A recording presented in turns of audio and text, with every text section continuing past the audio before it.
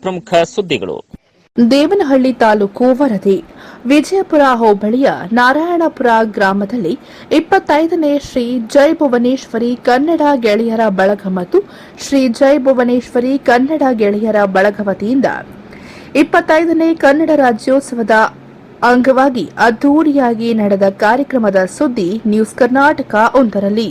ಬೆಂಗಳೂರು ಗ್ರಾಮಾಂತರ ಜಿಲ್ಲೆ ದೇವನಹಳ್ಳಿ ತಾಲೂಕಿನ ವಿಜಯಪುರ ಹೋಬಳಿಯ ನಾರಾಯಣಪುರ ಗ್ರಾಮದ ಹಾಲು ಉತ್ಪಾದಕರ ಸಹಕಾರ ಸಂಘದ ಆವರಣದಲ್ಲಿ ಶ್ರೀ ಜೈ ಭುವನೇಶ್ವರಿ ಕನ್ನಡ ಗೆಳೆಯರ ಬಳಗದಿಂದ 25ನೇ ವರ್ಷದ ಕನ್ನಡ ರಾಜ್ಯೋತ್ಸವ ಆಯೋಜಿಸಲಾಗಿದ್ದ ಕಾರ್ಯಕ್ರಮದಲ್ಲಿ ಆಹಾರ ನಾಗರಿಕ ಸರಬರಾಜು ಮತ್ತು ಗ್ರಾಹಕ ವ್ಯವಹಾರಗಳ ಇಲಾಖೆ ಮತ್ತು ಬೆಂಗಳೂರು ಗ್ರಾಮಾಂತರ ಜಿಲ್ಲೆಯ ಉಸ್ತುವಾರಿ ಸಚಿವರಾದಂತಹ ಕೆಎಚ್ ಮುನಿಯಪ್ಪ ಅವರು, ಹೊಸಕೋಟೆ ವಿಧಾನಸಭಾ ಕ್ಷೇತ್ರದ ಶಾಸಕರಾದ ಶರತ್ ಬಚ್ಚೇಗೌಡರವರು, ಕೆಪಿಸಿಸಿ ಸದಸ್ಯರು ಹಾಗೂ ಸಮಾಜ ಸೇವಕರಾದಂತಹ ದ್ಯಾವರಹಳ್ಳಿ ಶಾಂತಕುಮಾರ್, ದೇವನಹಳ್ಳಿ ತಾಲೂಕು ಬ್ಲಾಕ್ ಕಾಂಗ್ರೆಸ್ ಅಧ್ಯಕ್ಷ ಸಿ ಪ್ರಸನ್ನಕುಮಾರ್, ಜಿಲ್ಲಾ ಯುವ ಕಾಂಗ್ರೆಸ್ ಅಧ್ಯಕ್ಷ ಕನ್ನಮಂಗಲ ಕೆಆರ್ ನಾಗೇಶ್, ನಾರಾಯಣಪುರ ಗ್ರಾಮದ ಪಿಡಬ್ಲ್ಯೂಡಿ ಪ್ರಥಮ ಗುತ್ತಿಗೆದಾರ ವಿ ಬಚ್ಚೇಗೌಡ ಹಾಗೂ ಶ್ರೀ ಜೈ ಭುವನೇಶ್ವರಿ ಕನ್ನಡ ಗೆಳೆಯರ ಬಳಗದ ಕಾರ್ಯಕಾರಿ ಮಂಡಳಿಯ ಅಧ್ಯಕ್ಷ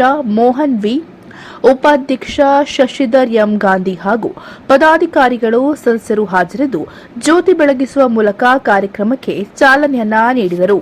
ನಾರಾಯಣಪುರ ಗ್ರಾಮದ ಶ್ರೀ ಜೈ ಭುವನೇಶ್ವರಿ ಕನ್ನಡ ಗೆಳೆಯರ ಬಳಗದಿಂದ 25ನೇ ವರ್ಷದ ಕನ್ನಡ ರಾಜ್ಯೋತ್ಸವ ಕಾರ್ಯಕ್ರಮದಲ್ಲಿ ಜ್ಯೋತಿ ಬೆಳಗಿಸಿದ ಆಹಾರ ನಾಗರಿಕ ಸರಬರಾಜು ಮತ್ತು ಗ್ರಾಹಕ ವ್ಯವಹಾರಗಳ ಇಲಾಖೆ ಮತ್ತು ಬೆಂಗಳೂರು ಗ್ರಾಮಾಂತರ ಜಿಲ್ಲೆಯ ಉಸ್ತುವಾರಿ ಸಚಿವರಾದಂತಹ ಕೆಎಚ್ ಮುನಿಯಪ್ಪ ಅವರು ಮಾತನಾಡಿ, ನಾವೆಲ್ಲರೂ ಅತ್ಯಂತ ಸಡಗರ ಸಂಭ್ರಮದಿಂದ ಎಲ್ಲಾ ಜಾತಿ ಮತ ಧರ್ಮಗಳ ಜನರು ಸೇರಿ ಒಗ್ಗೂಡಿ ಕನ್ನಡ ರಾಜ್ಯೋತ್ಸವವನ್ನು ಆಚರಿಸುತ್ತಿದ್ದೇವೆ. ನಮ್ಮ ಕನ್ನಡ ನಾಡು ಎಂಬುದೇ ಒಂದು ಧೀಮಂತ ಶಕ್ತಿ ಇದೆ. ಈ ಸುಂದರ ಸಮೃದ್ಧ ನಾಡಿನಲ್ಲಿ ಜನಿಸಿರುವುದು ನಮ್ಮೆಲ್ಲರ ಅದೃಷ್ಟ. ಬೆಂಗಳೂರು ಗ್ರಾಮಾಂತರ ಜಿಲ್ಲೆಯ ಉಸ್ತುವಾರಿ ಸಚಿವರಾದಂತಹ ಕೆಎಚ್ ಮುನಿಯಪ್ಪ ಅವರು ಈ ಮಾತನ್ನ ಹೇಳಿದರು.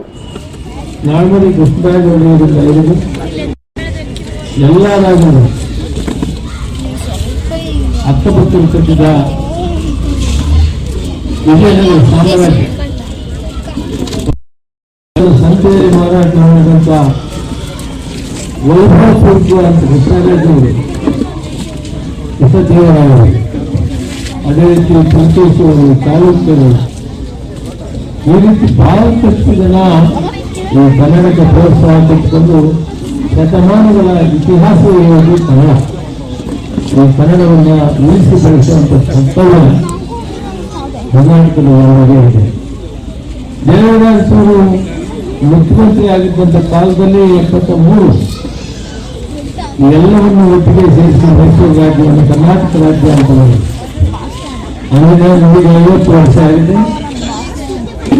ಭುವನೇಶ್ವರಿ ತಾಯಿಯ ಆಶೀರ್ವಾದ ಇವತ್ತು ಅದನ್ನ ಕನ್ನಡ ರಾಜ್ಯೋತ್ಸವ ಬಿಟ್ಟು ಕರ್ನಾಟಕದ ರಾಜ್ಯೋತ್ಸವ ಅಂತ ಮಾಡಿ ಎಲ್ಲ ಜಿಲ್ಲೆಗಳಲ್ಲೂ ಕರ್ನಾಟಕ ರಾಜ್ಯದಲ್ಲಿ ಬಹಳ ವೈಭವಪೂರ್ವಕವಾಗಿ ರಾಷ್ಟ್ರದ ಹಬ್ಬ ಸ್ವಾತಂತ್ರ್ಯ ದಿನಾಚರಣೆ ಯಾವ ರೀತಿ ಆಚರಣೆ ಮಾಡ್ತೀವೋ ಆ ರೀತಿ ಇಡೀ ರಾಜ್ಯದ ಉದ್ದಗಲೂ ಕೂಡ 30 ಜಿಲ್ಲೆಗಳಲ್ಲಿ ಕೂಡ ಈ ಕಾರ್ಯಕ್ರಮವನ್ನು ಮಾಡಿ ನಾವು ಕೂಡ ದೇವರಲ್ಲಿ ಬಹಳ ವೈಭವಪೂರ್ವಕವಾಗಿ ಎಲ್ಲ ಮಾಡಿದ್ವಿ. ಆದರೆ ಕನ್ನಡ ಬಹಳ ದೊಡ್ಡ ಇತಿಹಾಸ ಇದೆ. ರಾಷ್ಟ್ರದ ಎಲ್ಲಾ ಭಾಷೆಗಳ ಪಂಕ್ತಿಯಲ್ಲಿ 5ನೇ ಅತಿ ದೊಡ್ಡ ಭಾಷೆಯಾಗಿದೆ. ನಾರಾಯಣಪುರ ಗ್ರಾಮದ ಶ್ರೀ ಜೈ ಭುವನೇಶ್ವರಿ ಕನ್ನಡ ಗೆಳೆಯರ ಬಳಗದಿಂದ 25ನೇ ವರ್ಷದ ಕನ್ನಡ ರಾಜ್ಯೋತ್ಸವ ಕಾರ್ಯಕ್ರಮದಲ್ಲಿ ಜ್ಯೋತಿ ಬೆಳಗಿಸಿದ ಹೊಸಕೋಟೆ ವಿಧಾನಸಭಾ ಕ್ಷೇತ್ರದ ಶಾಸಕರಾದಂತಹ ಶರತ್ ಬಚ್ಚೇಗೌಡರವರು ಮಾತನಾಡಿ, ಕನ್ನಡ ನಾಡನ್ನ ಶ್ರೀಗಂಧದ ನಾಡು, ಕರುನಾಡು, ಕನ್ನಡಾಂಬೆಯ ನಾಡು, ತಾಯಿ ಭುವನೇಶ್ವರಿಯ ನಾಡು ಎಂದೆಲ್ಲ ಹೆಸರುಗಳಿಂದ ಕರೆಯಲಾಗುತ್ತದೆ. ಹಚ್ಚ ಹಸುರಿನ ಸುಂದರ ಬೆಟ್ಟಗುಡ್ಡಗಳ ನದಿಗಳು ಹರಿಯುವ ಸಾಧು ಸಂತರು, ದಾಸರು, ಶಿವಶರಣರು, ಕವಿಗಳಿಂದ ಕಂಗೊಳಿಸುತ್ತಿರುವ ನಾಡನ್ನ ಉಳಿಸಿ ಬೆಳೆಸುವ ಜವಾಬ್ದಾರಿ ನಮ್ಮೆಲ್ಲರದ್ದು ಎಂದು ಹೇಳಿದರು.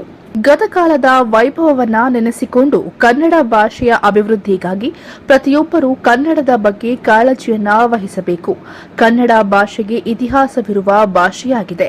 ನಮ್ಮ ರಾಜ್ಯಕ್ಕೆ ಅನೇಕ ಮಹನೀಯರು ಹೋರಾಟ ಮಾಡಿರುವ ಹಿನ್ನೆಲೆ ಇದೇ ನಮ್ಮ ಕನ್ನಡ ನಾಡು. ಕನ್ನಡ ಭಾಷೆಯಲ್ಲಿ ಅನೇಕ ಪದಗಳಿಂದ ಕನ್ನಡ ಭಾಷೆ ಅತ್ಯುತ್ತಮವಾದ ನಮ್ಮ ಕನ್ನಡ ಭಾಷೆ ನಮ್ಮ ನಾಡು ನುಡಿ, ನಮ್ಮ ಸಂಸ್ಕೃತಿ, ಆಚಾರ ವಿಚಾರಗಳು ನಮ್ಮ ನಾಡು. ಕನ್ನಡ ನಾಡಿನಲ್ಲಿ ಹೊಸಕೋಟೆ ಶಾಸಕ ಶರತ್ ಬಚ್ಚೇಗೌಡರವರು ತಿಳಿಸಿದರು.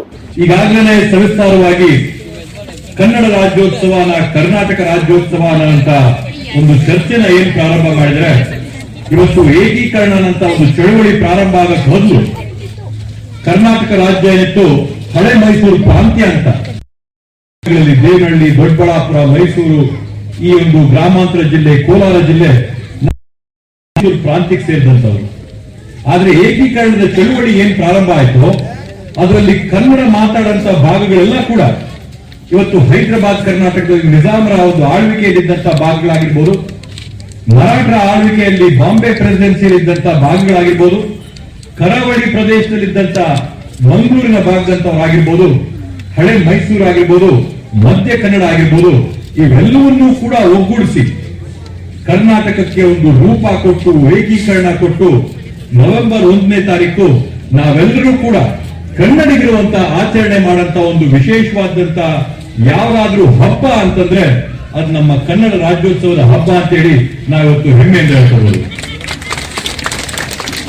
ಇವತ್ತು ಕನ್ನಡದ ಬಗ್ಗೆ ಇತಿಹಾಸ ಮಾತಾಡ್ಬೇಕಂತಂದ್ರೆ ರಾಷ್ಟ್ರ ಮಟ್ಟದಲ್ಲಿ ಕರ್ನಾಟಕಕ್ಕೆ ವಿಶೇಷವಾಗಿ ಅದು ಕೂಡ ಕನ್ನಡಕ್ಕೆ ಬಂದಿರತಕ್ಕಂಥ ರಾಷ್ಟ್ರ ಪುರಸ್ಕಾರಗಳು ಬಹುಶಃ ಬೇರೆ ಯಾವ ಭಾಷೆಯಲ್ಲೂ ಕೂಡ ಬಂದಿಲ್ಲ.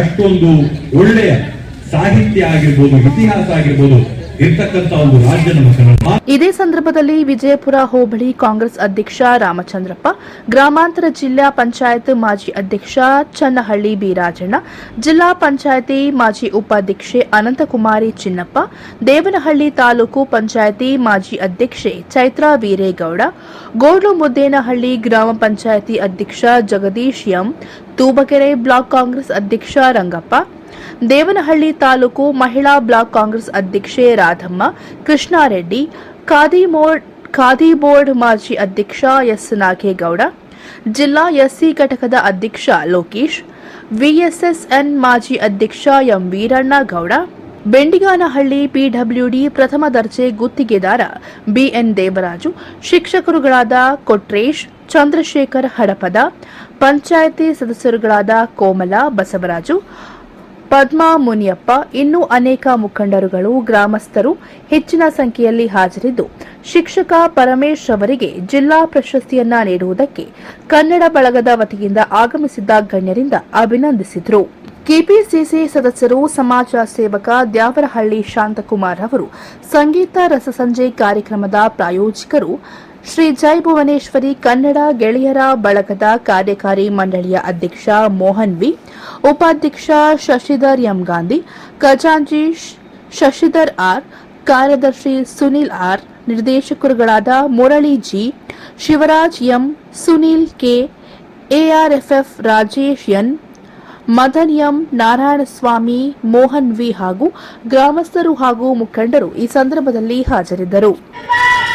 ಮುತ್ತಿರುವ ಕತ್ತಲನ್ನು ದೂರ ಮಾಡು ಬಾಬಾ, ಕೋಟಿ ಕೋಟಿ ನಮನ ನಿನಗೆ ಮಹಾಗಣಪತಿ, ಲಕ್ಷ ಲಕ್ಷ ದೀಪಾರ್ಚನೆ ದಿವ್ಯ ಗಣಪತಿ, ಲಕ್ಷ ಲಕ್ಷ ದೀಪಾರ್ಚನೆ ದಿವ್ಯ ಗಣಪತಿ, ಮಹಾಗಣಪತಿ, ದಿವ್ಯ ಗಣಪತಿ.